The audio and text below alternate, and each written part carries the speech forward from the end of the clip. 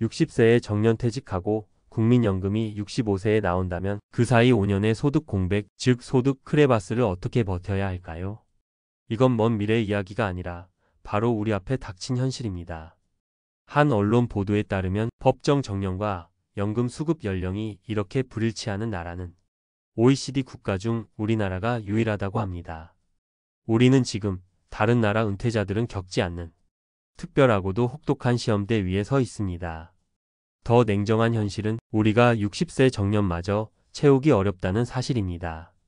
2024년 통계에 따르면 주된 일자리에서 퇴직하는 평균 연령은 51.2세에 불과했습니다. 계획했던 3에서 5년의 공백이 아니라 실제로는 10년이 넘는 기나긴 소득 절벽과 마주할 수 있다는 뜻입니다. 이 문제를 외면한 채 세웠던 은퇴 계획은 모래성과 다를 바 없습니다. 올해 58세인 정민철 씨의 이야기를 해보겠습니다. 그는 대기업 부장으로 30년간 성실히 일하며 가족을 부양한 이 시대의 평범한 가장입니다. 그는 자신의 경력과 회사에 대한 자부심이 대단했고 당연히 60세 정년까지는 무난히 일할 것이라 믿었습니다.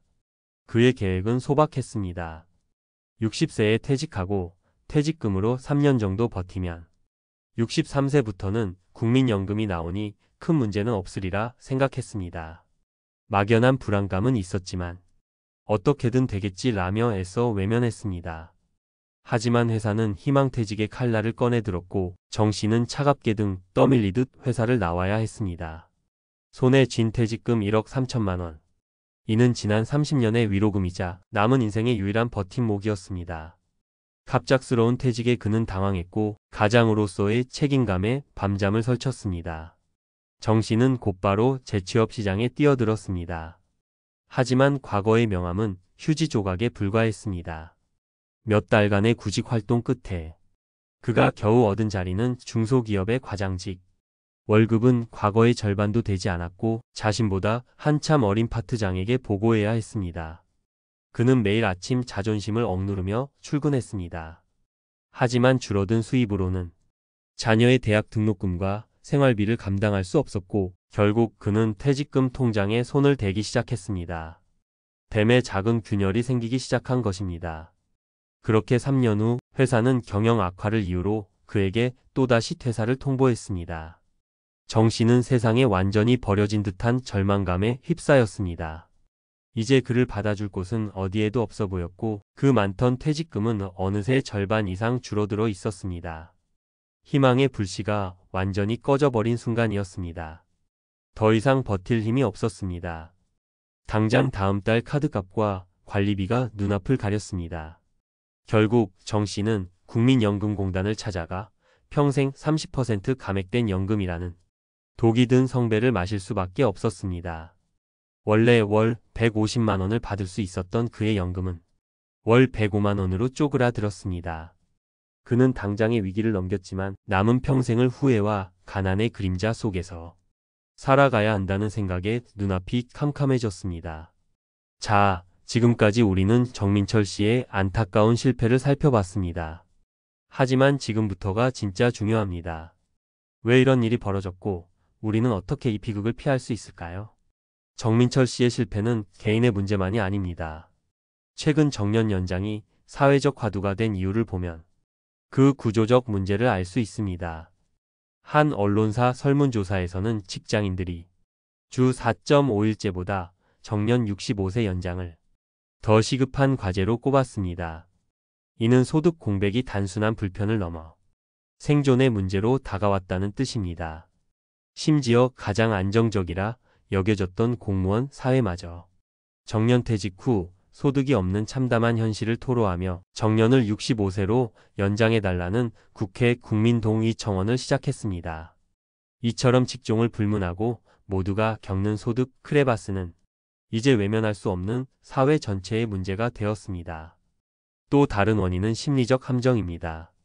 정 씨 역시 설마 내가 60세 전에 잘리겠어? 라고 생각했을 겁니다. 하지만 통계는 평균 퇴직 연령 51.2세라는 냉정한 현실을 보여줍니다. 나는 괜찮을 거야. 라는 막연한 믿음이 가장 위험한 함정입니다. 마지막으로 자산 관리의 함정입니다. 정 씨처럼 많은 은퇴자들이 퇴직금을 줄어든 소득을 메우는 임시 방편, 즉 급한 불 끄는 소방수로 사용합니다. 하지만 퇴직금은 노후를 지탱할 마지막 다리이지 과거의 소비 수준을 유지하기 위한 화수분이 절대 아닙니다. 그렇다면 우리는 무엇을 해야 할까요? 첫째, 나의 소득 공백 기간을 정확히 계산하고 직시해야 합니다. 뜬구름 잡는 계획은 이제 버려야 합니다. 국민연금 수급 개시 연령에서 나의 현실적인 퇴직 예상 연령을 빼서 나의 실제 소득 공백 기간을 냉정하게 계산해 봐야 합니다. 모두가 정년 연장을 외치는 이유는 그만큼 이 문제가 절박하기 때문입니다.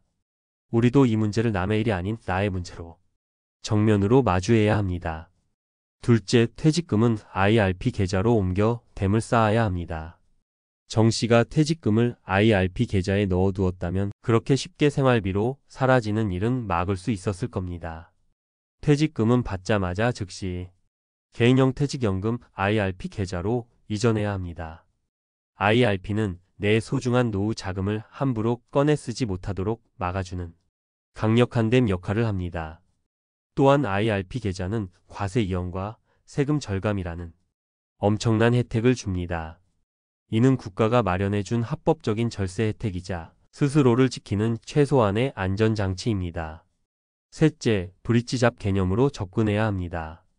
퇴직 후 소득 공백 기간에는 제2의 전성기를 꿈꾸는 커리어 점프가 아닌 연금 수령까지 버틸 수 있는 현금 흐름을 만드는 다리 역할의 일을 찾아야 합니다.